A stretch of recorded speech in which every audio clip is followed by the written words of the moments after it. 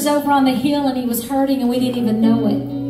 And then, of course, the pandemic happened. Our tour dates had canceled. We're home, and then we're in the middle of a national presidential election, and people are hating people, fighting in the streets, burning down buildings. And then we finally get the great news at the end of the summer of that year in July that my son's wife, Presley, was going to have a baby, and her name was Isabel. And we were so happy to finally have some good news, some happy news after all the sadness over the past year. But in December, within a 5-day period, little Isabel passed away. We buried that child and we were devastated.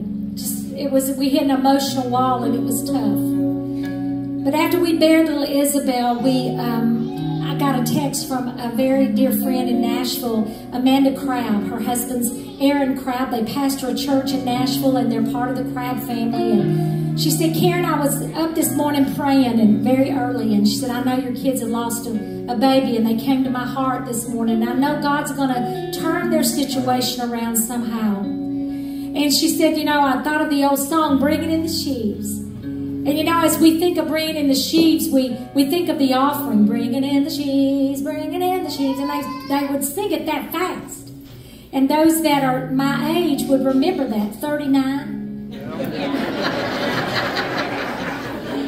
Okay, bunch, don't say a word. Yeah. I had to throw that in, $39.95 plus shipping and handling. How about that? And that's a lot of shipping and handling. Just this much. But we think of the offering, and when we think of bringing in the sheaves, but little did I know that through this conversation that sheaves is also affiliated with grief. So I looked it up in Psalm 126, and it says that for those who sow seeds of sorrow and grief, eventually you will reap a harvest of joy, and that harvest would be the sheaves. Lord. And so I started researching the song and saw where it was written in 1874 by a traveling evangelist. The story's fascinating.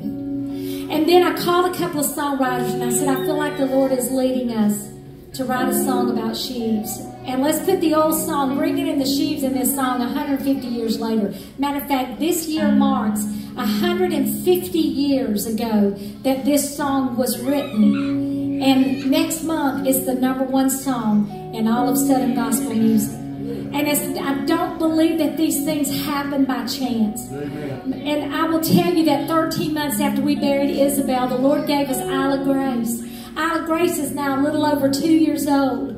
And now we've got little Jack that's just 4 months old. Lord. And I said the first time those grandbabies say my name, they can have my house and my car.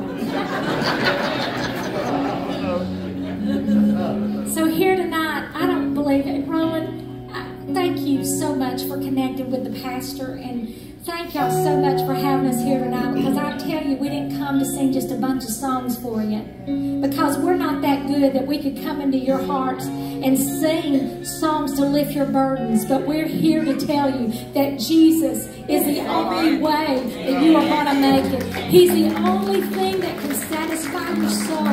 He is the only thing that can lift those burdens. So here tonight, know that whatever journey you're on right now, you're not always going to be where you are, but you will reap a harvest of joy. So don't lose heart. Keep persevering. And so I just want to dedicate this song to all of you that are going through hard times. Yeah, glory.